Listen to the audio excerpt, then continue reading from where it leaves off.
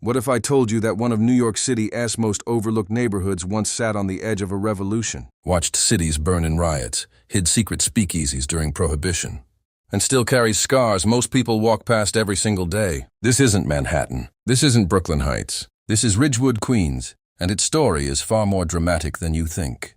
Most people see Ridgewood today as a quiet residential neighborhood filled with brick row houses, coffee shops, and a mix of old-school charm and modern creativity. But long before it became a peaceful corner of Queens, this land was dense forest, home to Native American tribes, including the Lenape people, who lived here long before New York City even existed. In the 1600s, Dutch settlers arrived. Ridgewood was originally part of the Dutch town of Boswijk, which later became Bushwick. Back then, there was no clear line between Brooklyn and Queens the way we know it today. Farms stretched across the land. Dirt roads replaced forests. And what is now Ridgewood slowly began transforming into farmland, supplying food to the growing colony of New Amsterdam. But here is something most people don't realize. Ridgewood's identity has always been tied to borders. Even today, the Brooklyn-Queens border runs directly through it. And for decades, people confused Ridgewood with Bushwick. In fact, for a long time, Ridgewood residents used Brooklyn mailing addresses because it was easier for business. That confusion shaped how the neighborhood developed, and how it fought to protect its own identity. Fast forward to the 19th century.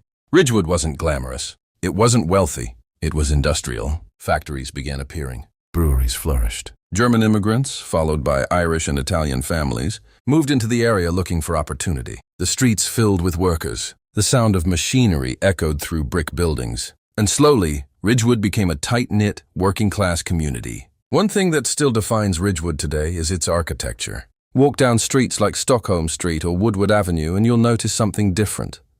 Those iconic yellow and brown brick row houses, they weren't randomly built. They were part of a carefully planned development boom in the early 1900s. Between 1908 and 1915, thousands of nearly identical brick homes were constructed.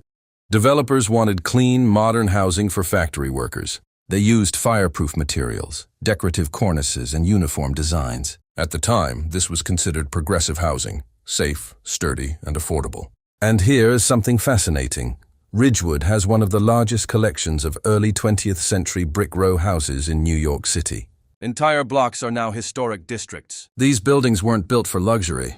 They were built for everyday families. And over 100 years later, many are still standing strong. But the calm exterior hides a dramatic chapter. Let's jump to 1977.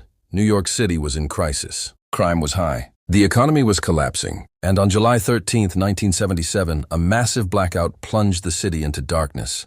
For 25 hours, power disappeared across New York. What happened next became one of the most chaotic nights in the city's history. In parts of Brooklyn and the Bronx, looting and fires broke out. Over 1,000 fires were set citywide. Entire blocks burned. And Ridgewood became one of the hardest hit areas in Queens. On Myrtle Avenue, dozens of stores were looted. Buildings were set on fire. Longtime family businesses that had survived generations were destroyed overnight. Some never reopened. There's a true story told by longtime residents about a local shop owner who stood outside his store with a garden hose, spraying water on nearby flames to prevent the fire from spreading to his building. Neighbors joined him, forming an informal protective line. They couldn't stop everything, but they saved parts of the block. That night changed Ridgewood forever. Insurance rates skyrocketed. Some property owners abandoned buildings. The neighborhood struggled through the late 70s and 80s. For many families, it was heartbreaking to watch their community decline after decades of stability. But Ridgewood didn't disappear. It rebuilt. Through the 1990s and early 2000s, new immigrant communities brought fresh life. Polish families, Dominican families, Ecuadorian families, each group added culture, language, food, and resilience to the neighborhood's identity. You can still see this layered history today. Old German social clubs once stood beside Catholic churches built by Irish immigrants. Later, Latin American bakeries opened next door. Ridgewood became a living timeline of New York's immigrant story. And here's another lesser-known detail. During Prohibition in the 1920s, Ridgewood had hidden speakeasies connected to nearby brewery operations. The area's brewing history made it a perfect place for underground alcohol distribution. While Manhattan's secret bars get the spotlight, working-class neighborhoods like Ridgewood, quietly kept their own underground networks alive. Then came another turning point, as nearby Williamsburg and Bushwick transformed in the 2000s. Artists and young professionals started looking for more affordable spaces.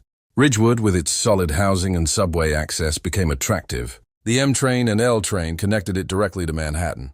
Suddenly, this quiet neighborhood was just a short ride from the city's core. But change brought tension. Longtime residents worried about rising rents. Small businesses faced pressure. The same brick homes built for factory workers were now being renovated and sold at prices their original builders could never have imagined. Yet, unlike some neighborhoods that completely transformed, Ridgewood held on to much of its character. Many family-owned delis, bakeries, and restaurants remain. Community festivals still happen. Neighbors still recognize each other on stoops in the summer. And if you look closely, you can still find physical reminders of every era. Old factory buildings converted into studios. Historic churches with cornerstones dating back over a century. Faded signs painted directly onto brick walls. Ghost signs advertising products from decades ago. Even the street layout tells a story. Some streets follow old colonial property lines. Others reflect early 20th century urban planning. Ridgewood is like a puzzle where each generation added a new piece. But perhaps the most powerful part of Ridgewood's untold history isn't a building or an event. It's resilience. From Dutch farmland, to industrial powerhouse, to blackout destruction, to immigrant revival, to modern-day transformation, Ridgewood has repeatedly stood at the edge of uncertainty and rebuilt itself. And maybe that's why it feels different. Because when you walk down its streets, you're not just walking past houses. You're walking past stories of factory workers saving money for their children's futures. Shop owners defending their businesses during one of the darkest nights in New York history. Immigrant families starting over with hope and fear at the same time. Most people pass through Ridgewood without realizing they're standing in a neighborhood that has quietly witnessed over 300 years of change. It never demanded attention. It never tried to be the center of the spotlight, but it endured.